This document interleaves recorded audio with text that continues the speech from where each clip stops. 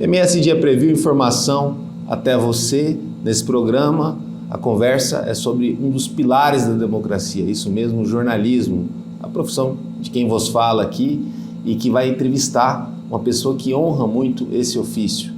Walter, presidente do Sindijor de Mato Grosso do Sul, Walter Gonçalves, ele que veio de São Paulo para Campo Grande e cumpre esse papel fundamental de valorização da profissão que, infelizmente, tem que lutar muito para sobreviver e para poder vencer os grandes interesses das empresas. É um trabalho diário que ele faz, né? Não é um trabalho só na época da database, mas que vai muito além só do salário. Tem a ver também com conceitos da profissão. Se eu fosse você, ficava no vídeo.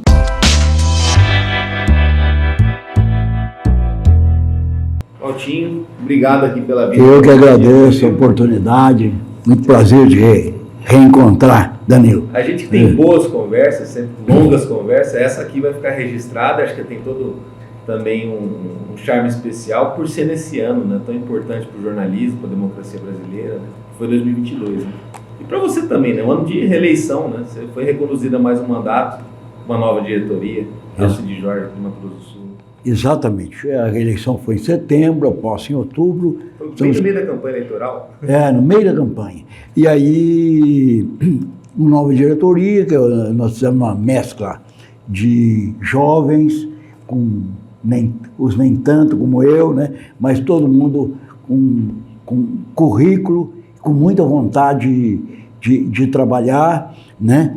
E a grande novidade, o ano que vem, o sindicato vai completar 40 anos de fundação, 40 anos de luta. É uma marca importante, né? Nós pretendemos promover uma extensa programação que vai para o ano todo, né? Em comemoração, com debates, com palestras, com eventos culturais, enfim, né? Para celebrar esses 40 anos, discutir os problemas do jornalismo, os problemas do Estado, né? A gente tem que debater. Trazendo colegas de fora, com os colegas daqui, vai ser muito bom, vai ser para marcar mesmo esses 40 anos. E isso que você falou é muito importante também, o intercâmbio com a FENAGE, né? Que ajuda nisso também, né? Sim. Está sabendo da realidade de outros sindicatos do Brasil? Sim. A FENAGE, a Federação Nacional... Como a gente está em relação ao resto do Brasil? Nossa, a FENAGE, a Federação Nacional dos Jornalistas, nós somos filiados. Nós somos são 31 sindicatos jornalistas no país filiados, entre eles aqui o Sindijor. E a nossa parceria é muito boa, muito grande, desde a gestão passada, que terminou agora este ano também, da Maria José Braga, foi eleita, terminou os 2 mandatos dela, foi eleita a Samira de Castro, que é do Ceará, que eu já também conhecia, ela era vice-presidente na gestão da Maria José Braga. Então, sempre estavam em contato, mas as duas são pessoas grandes mulheres, grandes profissionais, dirigentes, e ela esteve aqui, a convite nosso, na sexta-feira passada, ela veio para nosso evento aqui, né, de posse, e ela fez uma palestra.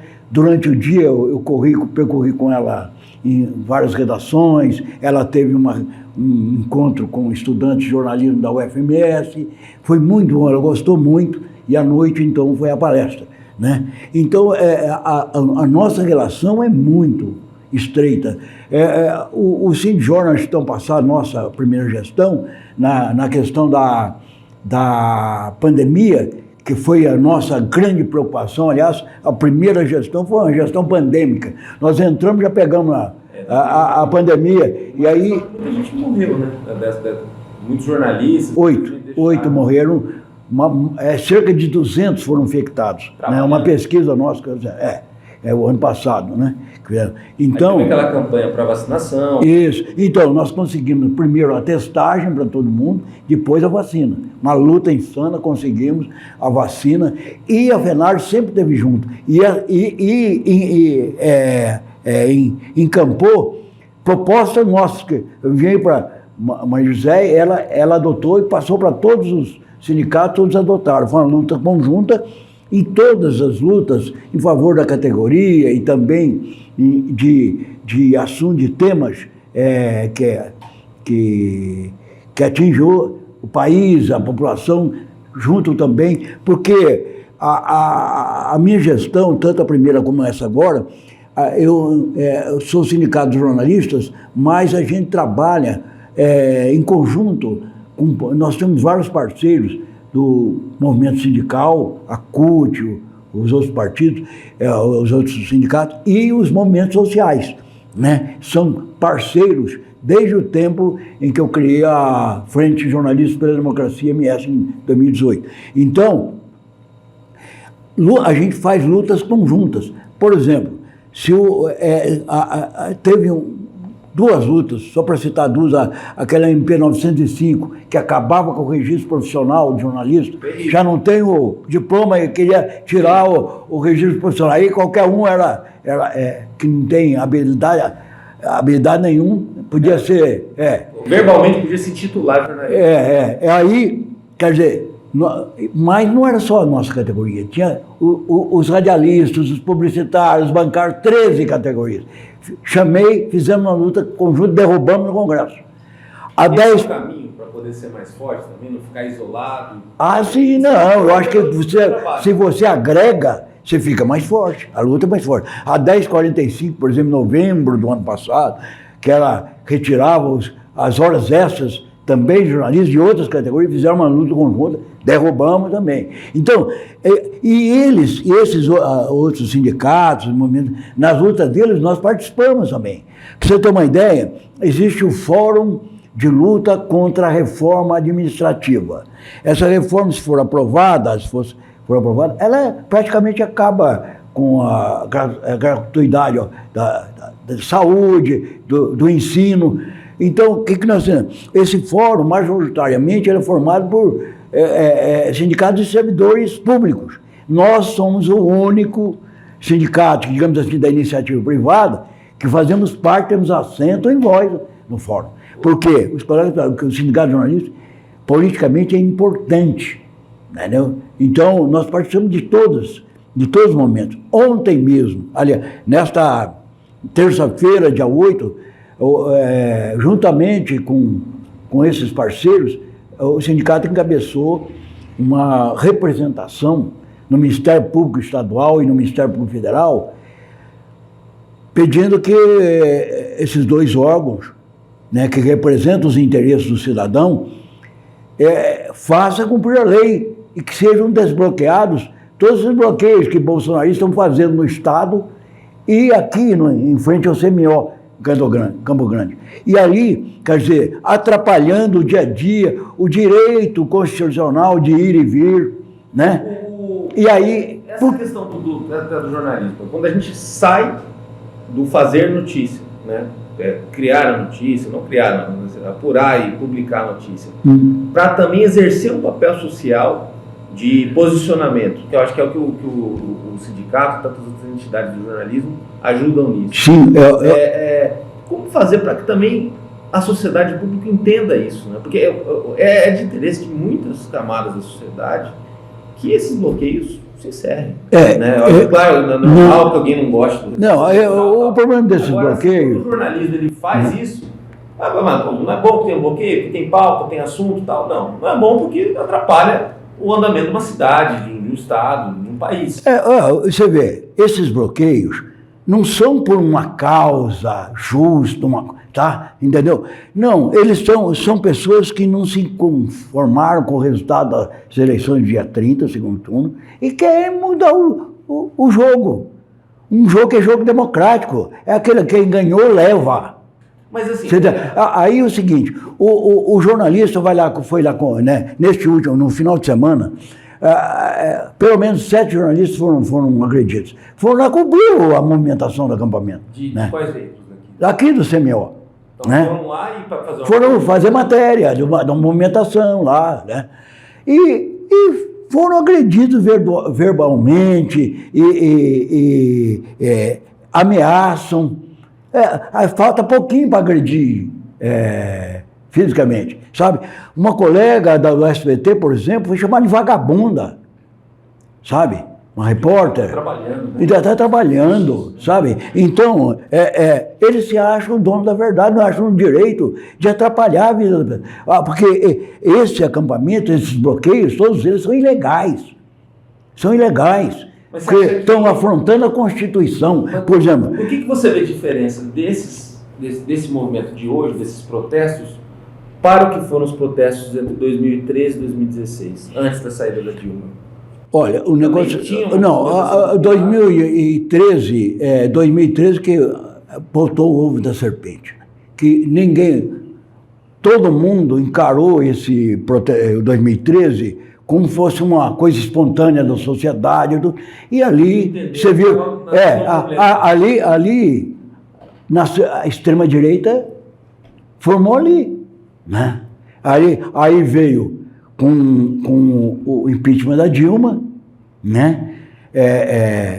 Pegaram uma coisinha que agora é legal, né? Agora lá, a coisa das contas lá, né? A pedalada, que todo mundo tinha feito e agora pode fazer. Então pegaram isso porque não tinha outra coisa, pegaram isso. Então, quem foi para a rua?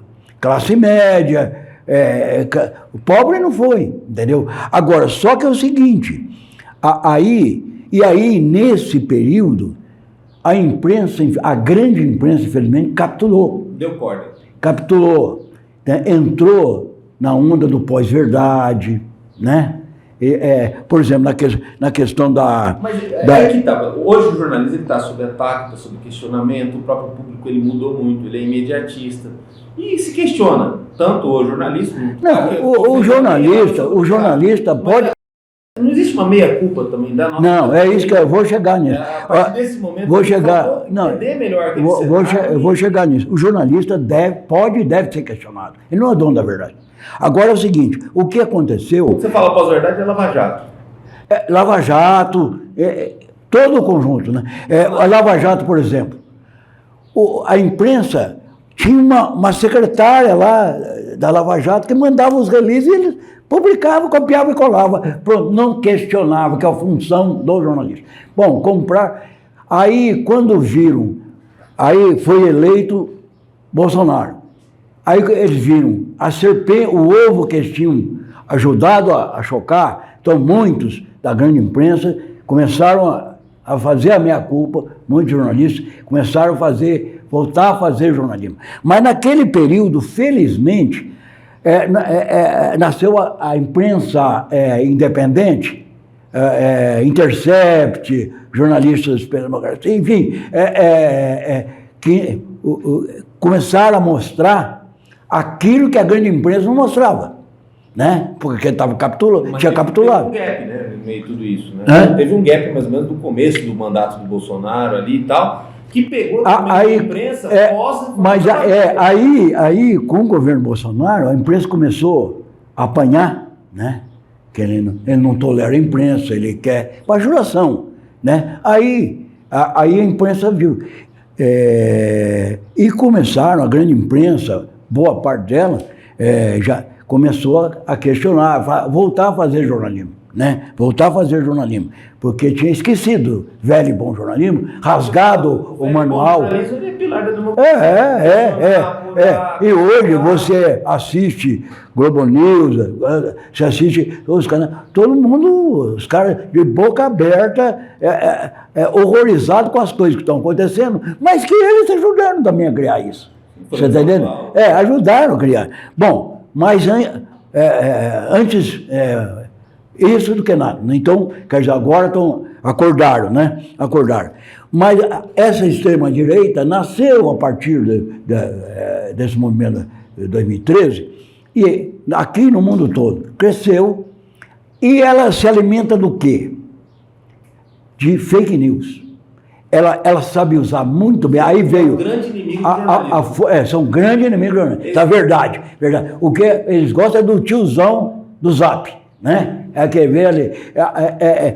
Como a mídia eletrônica, aliás, a internet, que é a terra de ninguém, né? Então, eles aceitam tudo, propagam, caluniam. Isso eu quero até dar uma pergunta que eu acho que até vale pacote.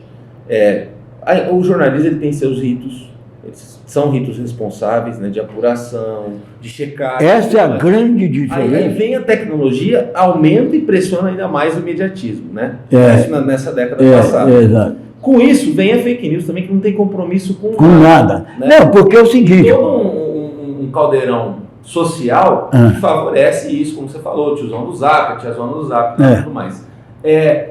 O jornalismo ele foi lerdo em não acompanhar as mudanças da sociedade e da tecnologia, ou não dava para acompanhar porque era uma corrida onde um estava com turbo e o outro estava sem. Agora eu acho que foi uma coisa... Acho que é impossível acompanhar. Não. A coisa foi muito mais. Eles sabem usar muito, né?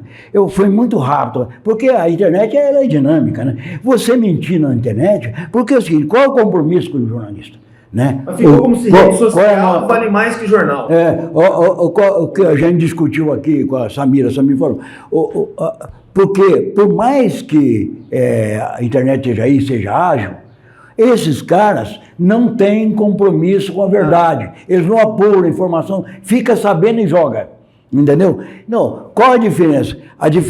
Dele para o jornalista. O jornalista vai ver se o fato é verídico, ele tem critérios, né? Critérios para elaborar aquela informação, vai checar, vai ouvir várias fontes.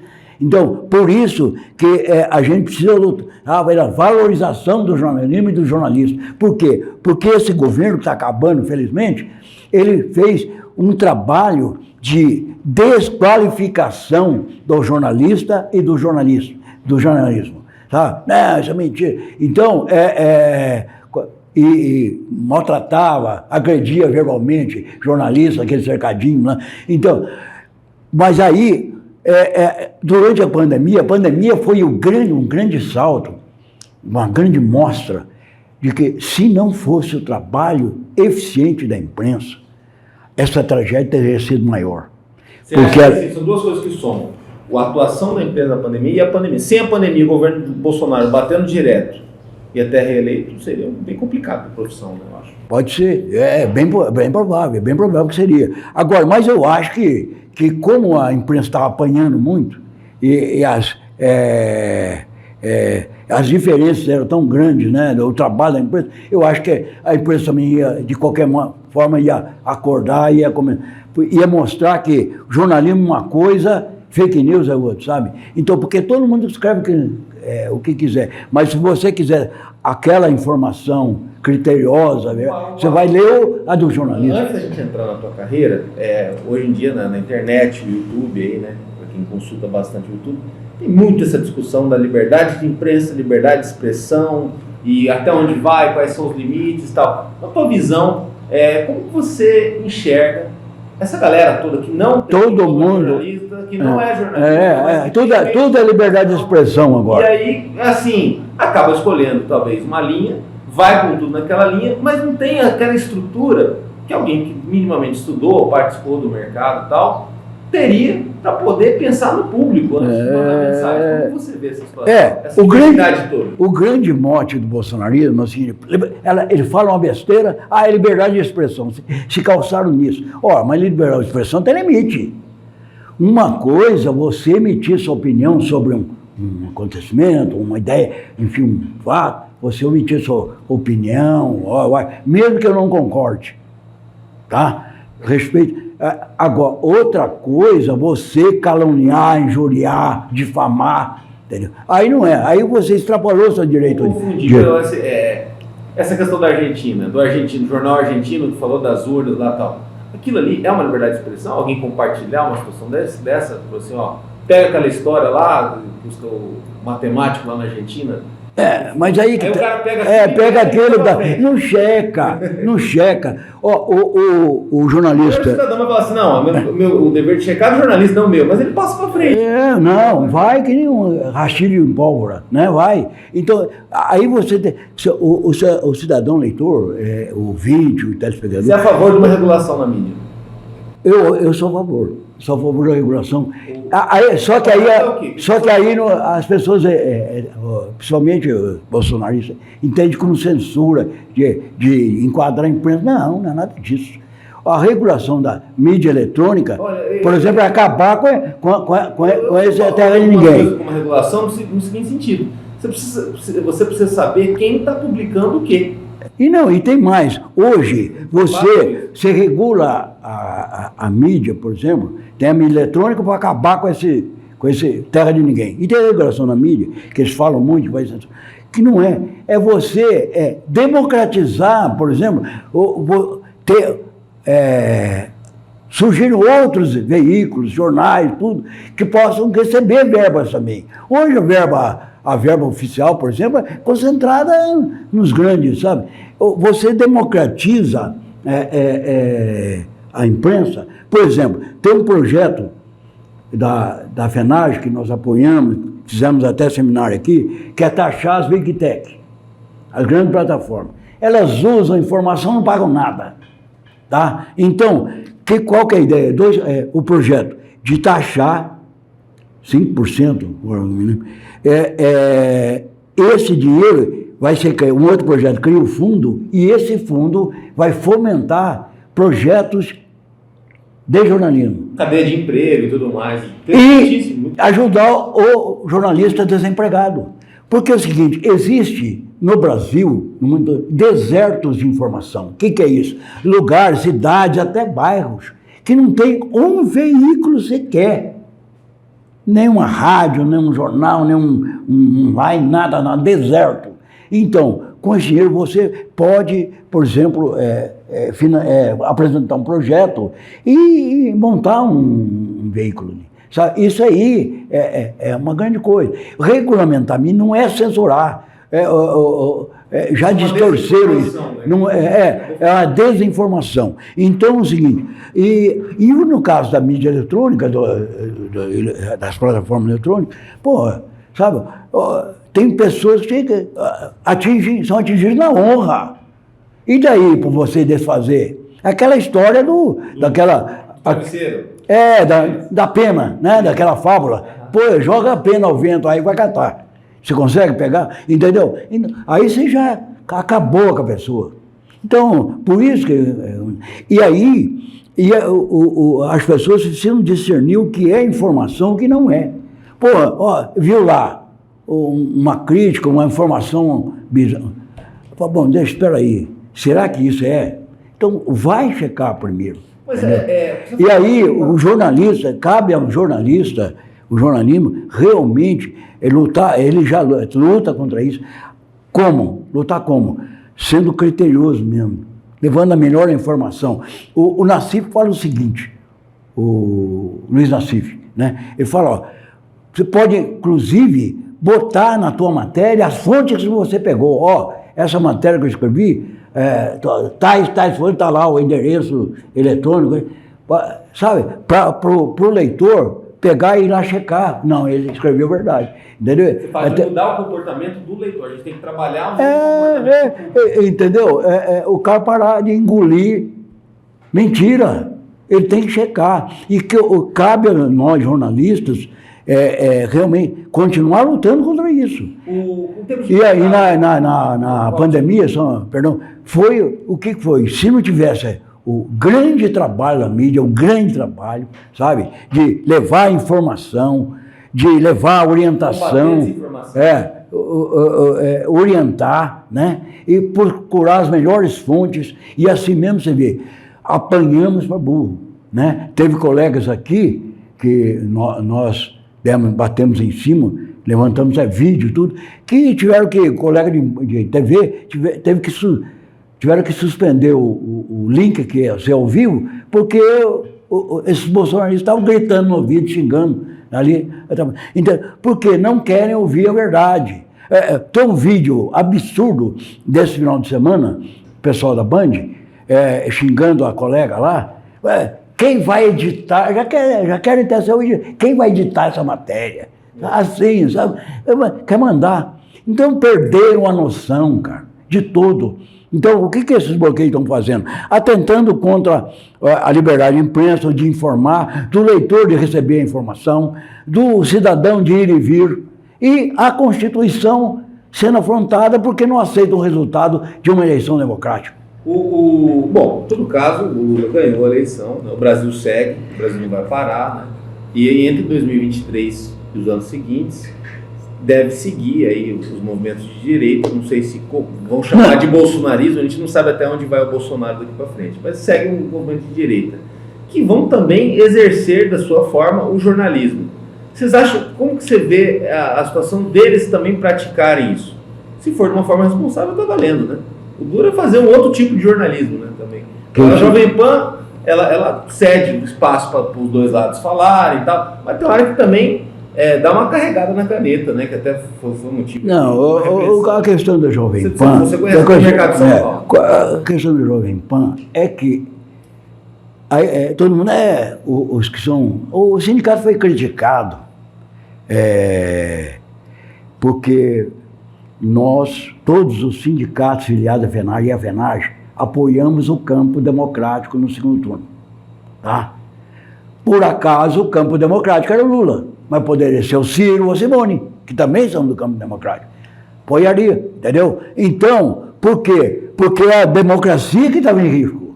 E o jornalista tem por obrigação defender a democracia. Porque sem democracia não tem imprensa livre. Não tem, entendeu? Então, quer dizer, aí o sindicato foi criticado, entendeu? Então, e por colegas até, né? Espera aí, então você prefere a ditadura? Você não pode falar nada? Então, eu acho o seguinte, com um novo governo, a democracia será, que nós esperamos será retomada, né? Retomada, vai, né? E aí a imprensa vai ter o menos senso crítico. Se o Lula errar, vai ser criticado também, vai ser investigado. Não tem. Agora, eles vão continuar aí. A extrema-direita veio para ficar. Você acha? Veio para ficar, eles vão continuar aí golpeando, com certeza vão continuar golpeando a democracia, querendo o golpe. Cabe a imprensa e a sociedade civil rechaçar tudo isso. Porque uma coisa é a informação, você cobrir, a imprensa é plural, cobre tudo. Outra coisa, você é atentado à democracia. A imprensa, o jornalista, é um lema que você fala, o jornalista tem lado, o lado da democracia. Esse lado ele tem que ter. Você veio do mercado de São Paulo para cá, né? Queria até que você contasse essa experiência. Esse sentimento, vamos botar o apelido Reaça, ele sempre existiu. Não, sempre, não, mas veja bem. Como que era antes? Não, aí que está. Hoje você tem tudo numa temperatura. Não, sempre teve, em qualquer profissão, inclusive no jornalista. Inclusive no jornalista, sempre teve jornalista de centro-direita, entendeu? Mas era cada um no seu quadrado. Você vê, não tinha aquela disputa por longos anos entre PT e PSDB, né? Disputa sempre aquela. Mas existia o respeito democrático. Ninguém, eu era PT, você PSDB ou vice-versa, a gente conversava sobre política, mas não tinha essa violência, virulência. Você não é do meu partido, você é meu inimigo. Entendeu? As famílias se rompendo, entendeu? Então, cada um no seu quadrado, né? Agora não. Agora Você não acha que o público também mudou a visão? Porque o público olhava situações exageradas, excessos, ele não embarcava. Hoje, parece que na internet tudo mas é exatamente por essa fake news e por várias ações, né? A extrema-direita usou muito bem a mídia, a internet, né? Acho que agora atualizou. Agora já está, né? Já estão equilibrando, né? Porque a esquerda, por exemplo, vamos falar em termos assim, a esquerda apanhou porque não sabia mexer. Agora que a coisa está equilibrando, né? Porque eles dos Estados Unidos, no mundo todo, né? Usaram bem. E usaram como? Por intermédio da mentira. Da mentira. Então, eu invento uma coisa sua, taco lá e dane-se. Entendeu? Então, até para você provar. Então, aí, a justiça também teve que se moldar, porque, né, era um assunto novo. Teve um papel fundamental.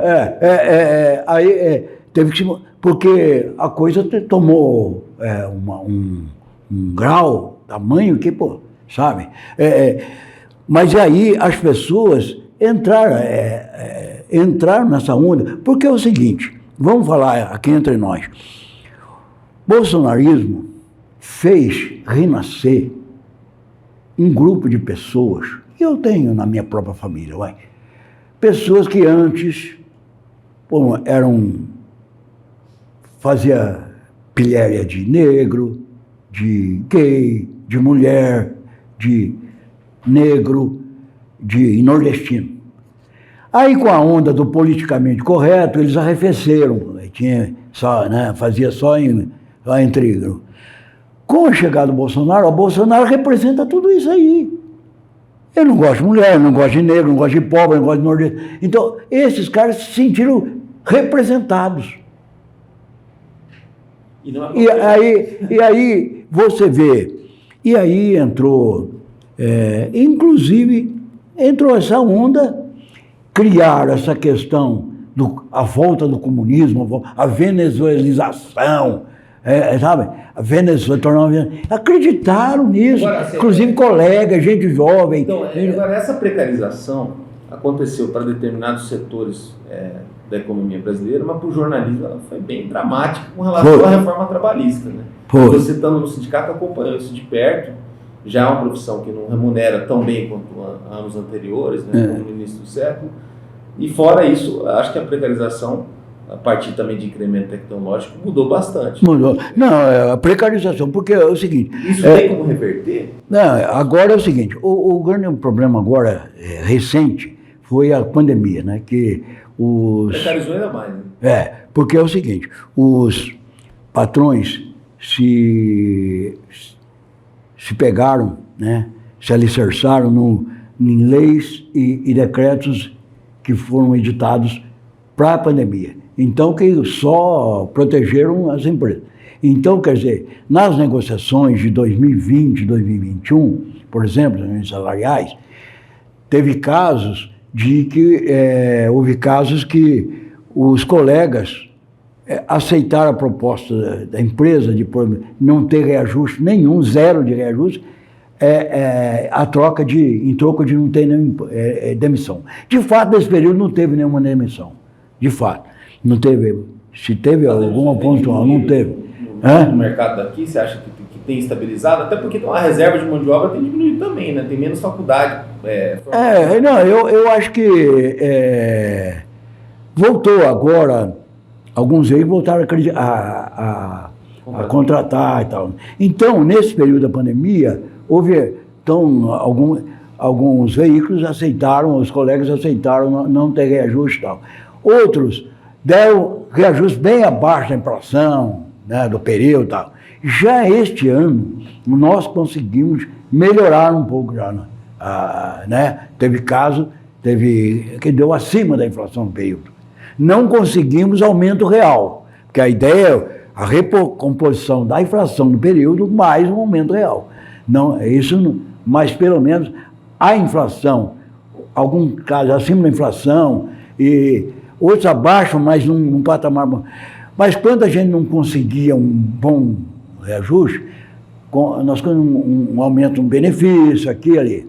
Agora, com as próximas negociações, aí não, agora acabou, a pandemia já arrefeceu, né? As empresas começaram, né? Então, a desculpa era a queda na receita, 50%, agora a receita está vindo.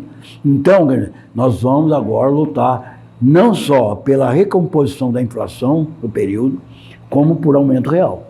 Até porque é um meio onde as pessoas acabam fazendo mais de uma função também. Fazem várias funções. O jornalismo ele é versátil por natureza. Às vezes está no site, mas manda para o impresso, grava vídeo. Esse é um problema que a gente tem debatido. E a questão, como eu falei até da reforma trabalhista, as terceirizações, né? E também tem aquelas, às vezes deixar de ser CLT para passar para o PJ.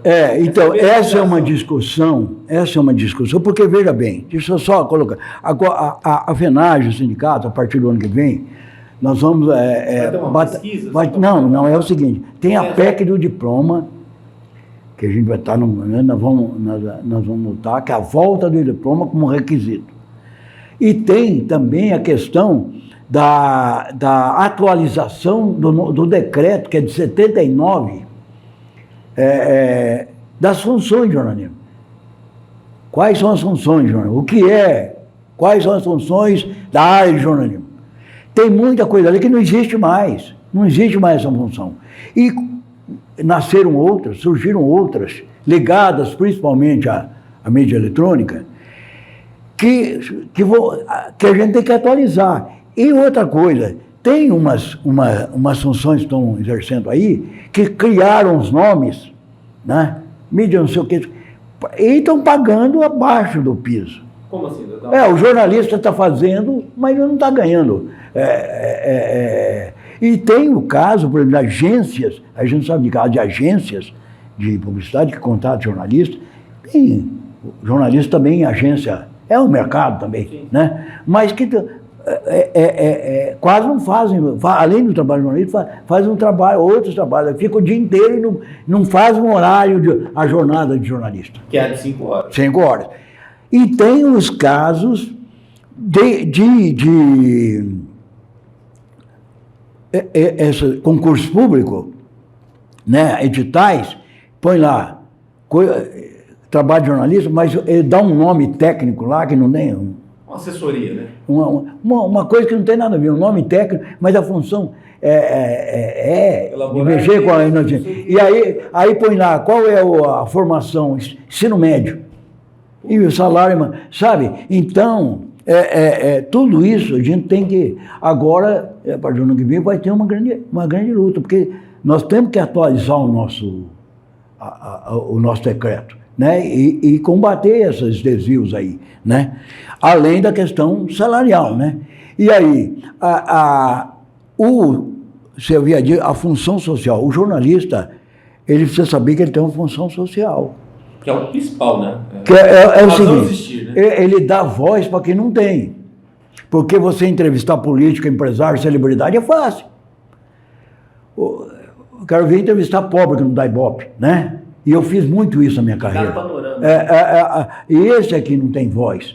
Nós temos, então, por isso que o sindicato participa de todas as lutas, que não só as relacionadas com a categoria, mas as relacionadas com a sociedade, que atinge principalmente aquelas pessoas menos favorecidas.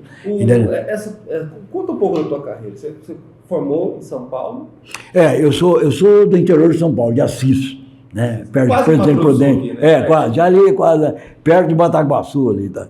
Bom, ali comecei ali a minha carreira, né? Em rádio. Aí em 74 fui para São Paulo e fiz a faculdade de jornalismo na Faculdade de Comunicação Social Casper Líbero, né? Que é a primeira da América do Sul, né? Bom, me formei em 76 e aí comecei a trabalhar lá, né? A minha formação lá na grande imprensa, Gazeta Esportiva, Diário de São Paulo, o Globo, Circuito de São Paulo, Rádio Excelsior, CBN, Rádio Record, jornalismo. E aí, depois eu trabalhei em vários lugares, fui para outros lugares, né? E até vim para cá. Hoje, aqui eu estou há 18 anos. Esse ano eu completei 18 anos, estou aqui. Eu vim a convite do jornal O Estado MS, fiquei 6 anos e meio, depois fui para o Correio, aí fui para a TV Record como produtor, e aí fui para uma revista chamada Mood Life, como jornalista sênior, e depois saiu minha aposentadoria, eu passei a dar assessoria de imprensa, né? E aí, nesse meio tempo, naquele intervalo do primeiro e segundo turno das eleições de 2018, com o perigo do Bolsonaro já vinha atacando a imprensa, né? Nós formamos a Frente Jornalistas pela Democracia MS, com mais de 160 jornalistas. Fizemos várias ações, mas infelizmente o Bolsonaro ganhou. A frente está aí ainda, tem um grupo no WhatsApp de discussão, participa junto com o sindicato. E aí, como membro da frente, nós fomos convidados, a Marta Ferreira era presidente do sindicato, estava terminando o mandato dela, ela chamou a gente para formar uma chapa, porque ela achava que não ia comparecer ninguém, né? Chapa nenhuma. E de fato não apareceu. Nós somos chapa única. E agora também não teve nenhuma chapa. Sabe? O que fazer para engajar mais as pessoas? Aí que está. Nós estamos fazendo, nós estamos chamando agora, o nosso propósito. A pandemia atrapalhou muito, né? Porque nós tivemos que trabalhar em home office. Eu montei meu escritório dentro da minha casa, né? Atendendo, fazendo as assembleias online, né? De negociação, tudo. Agora já estamos. Hoje, a categoria escola, o que você quer? Você quer ir presencial lá no sindicato? Quer fazer online? Tá? Até porque a pandemia provocou uma coisa que as pessoas acostumaram a fazer tudo online agora. Não, em vez de sair de casa, vamos fazer online. Né? Então, e aí atrapalhou. Mas agora falta, às vezes, essa conversa ao vivo, os grandes o sindicato... Você é um líder que você vai muito aos locais. Não, nós fizemos um trabalho árduo, principalmente na pandemia, de proteção da categoria, né? A gente... De conversar, de checar, de fazer... Quase que diariamente ligava de redação em redação. Sim. Para saber como é que estava sendo protegido. N notas de repúdio, entendeu? E ofícios cobrando redação. O que foi para você? Mas aí... Para o pessoal da diretoria, quando houve as mortes na pandemia? Não, foi chocante, né? Você vê jornalista doente, né? Aí, porque ele já tem aquela tensão de cobrir o fato, né? De medo de se infectar. Bolsonarista gritando no vidro, e aí chega em casa, o medo dele infectar um parente ou ser infectado. Aconteceu, nós fizemos pesquisa em abril do ano passado, tem mais de 200 no estado, e 8 mortes. E colega que a gente conhecia e tal. Então, que era chegada. Mas, enfim, toda morte é uma morte. Foi muito triste de saber colegas, né? Que a gente até trabalhou junto, né? E morrer foi muito chato, foi muito dolorido. E né? O que mais ainda da pessoa está trabalhando. Né? E aqui, e teve estado que morreu muito mais. Né? Nossa, foi assim... O Geraldo Rezende teve uma parceria importante com o senhor. O secretário do município aqui, mas eu recebi muito não pela frente, muito. Eu ligava quase que diariamente para o PNI lá em Brasília. Por quê? Porque qual era a contradição? A categoria de jornalista estava no decreto federal como essencial para o combate. Mas não era essencial para vacina. Nós, primeiro, quando começou a se falar em vacina, o CNJ criou o Fórum Estadual Vacina para Todos, com mais de 50 entidades. Aí você vê, agregar, mais de 50 entidades. O que, num primeiro momento, a gente estava lutando vacina para todo mundo, né? Sem regalia para ninguém.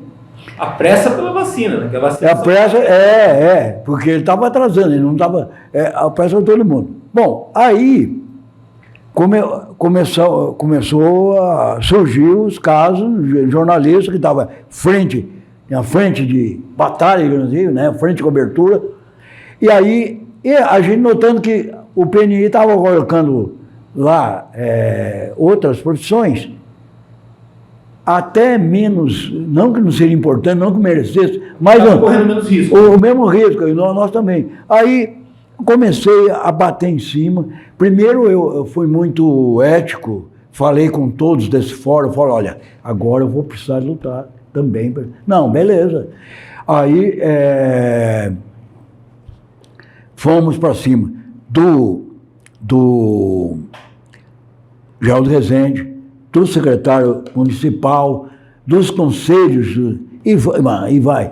Mas tem o PMI. O Geraldo chegou a anunciar, no dia do jornalista, eu estava lá na Band, na entrevista que você me levou, que eu anunciei lá que tinha saído, aí não saiu. Aí eu ligo para ele e falo, é que não estamos no PNI, aí o Ministério Público pressionou, porque é privilégio.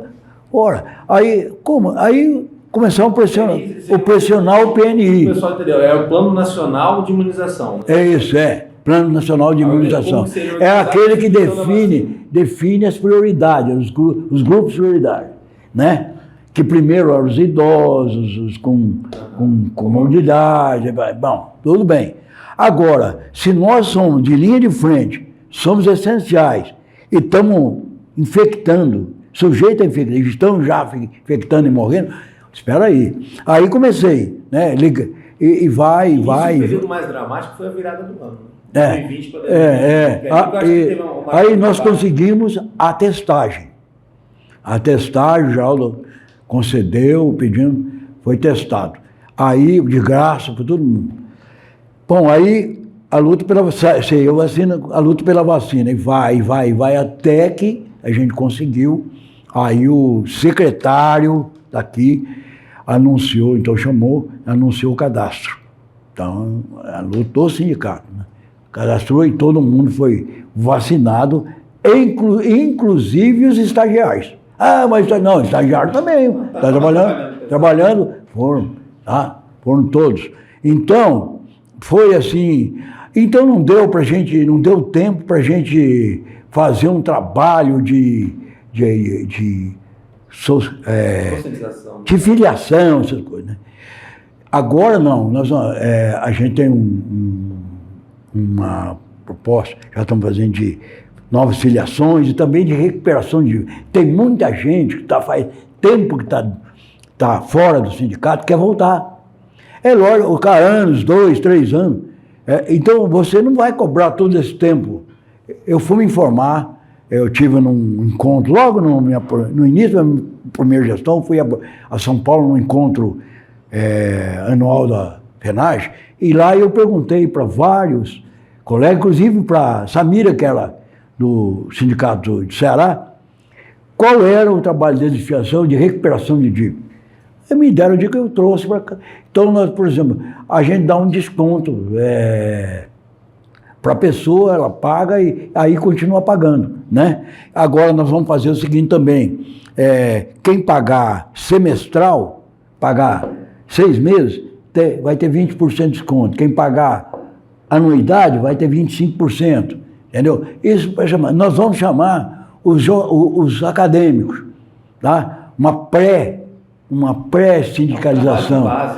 Um pré-sindicalização, porque eles não podem, né? Ainda são estudantes, eles não vão ter direito a voto, mas para trazer esse pessoal para dentro do sindicato, entendeu? Para ver como funciona, participar. Você falou dos acadêmicos, qual que é o futuro da profissão? Com tanta mudança, olha, essa pergunta... Fala assim que essa polarização ela veio para ficar, né? Não adianta a gente falar do futuro da profissão no mundo, pensando em Brasil, em interior do Brasil, Mato Grosso do Sul, né? Essa realidade que você enfrenta aí todos os dias e que muita gente enfrenta. Essa pergunta foi feita para Samira lá com os estudantes acadêmicos lá do UFMS, no encontro que levamos ela lá. E ela respondeu que eu também acho, o jornalismo nunca vai acabar. Porque a informação criteriosa, verdadeira, ela tem seu valor. Quem quer ser bem informado vai procurar, né? Então, vai chegar uma hora que os caras vão cansar de mentira, né? Então, nunca vai acabar. E agora, com esse projeto, por exemplo, de taxação das Big Techs, com esse fundo que vai prover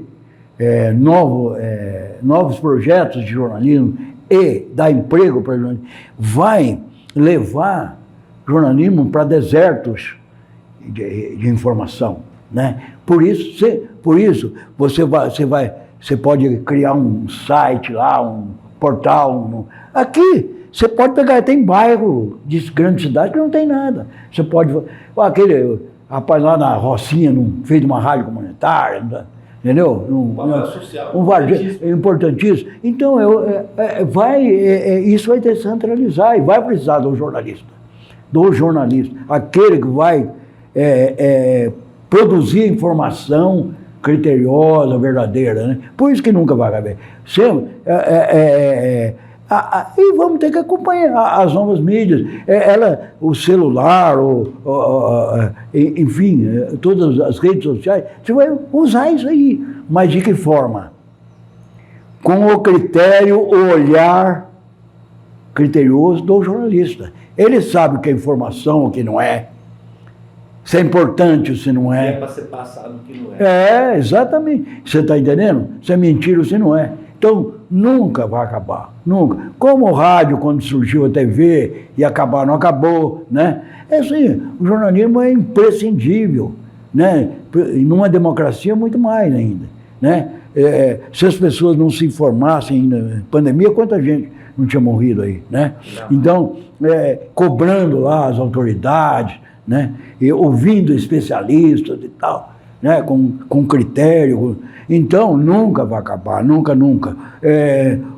O que vai acontecer é que, com as novas mídias, a gente vai se adequando.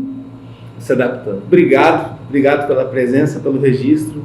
Excelente. E espero que... Eu espero que tenha agradado. Que gostei muito dessa ideia da taxação das Big Tech. É muito boa. Vai. Preservar o bom emprego no jornalismo e gerar mais projetos alternativos. Porque, sabe, inclusive, teve a FENAGE, ela promoveu 2 seminários regionais, como jornalistas, e depois um com apoiadores da proposta. Então, aqui foi de Centro-Oeste, participei aqui, Mato Grosso do Sul, Goiás e Distrito Federal. A gente participou junto com a presidente da FENAGE, ali discutimos um projeto e tal. Aí, cada regional, cada sindicato foi buscar na sociedade entidades, empresas que apoiam a ideia. Nós conseguimos 13. Puxa, bastante. Participaram do seminário, entendeu? Gostaram da ideia. Então, por exemplo, tinha uma entidade ali, com crianças, que ela quer formar criou uma biblioteca lá e queria fazer um jornalzinho para falar das coisas ali. Então, ela quer fazer um projeto. Falei, esse apresenta o projeto. Outro, você quer fazer um projeto de uma rádio comunitária, uma rádio web, voltada para uma coisa comunitária, apresenta o projeto, entendeu? Porque essa verba, ela vai para esses projetos, essa verba vão ser fiscalizados por órgão federal, assim, federal, tem um conselho de jornalistas, com jornalistas, por gente da sociedade civil, vai ter um corpo de fiscais que vão direcionar essas verbas, ver os projetos, essa merece e tal, entendeu? Vai ser fiscalizado, vai ser a coisa bem feita mesmo. MS Dia Preview, informação até você, acompanha o nosso trabalho no www.msdia.com.br ou nas redes sociais, Facebook, no Instagram, e tem também o material, tanto as entrevistas completas quanto os cortes lá no YouTube do jornal. Até a próxima.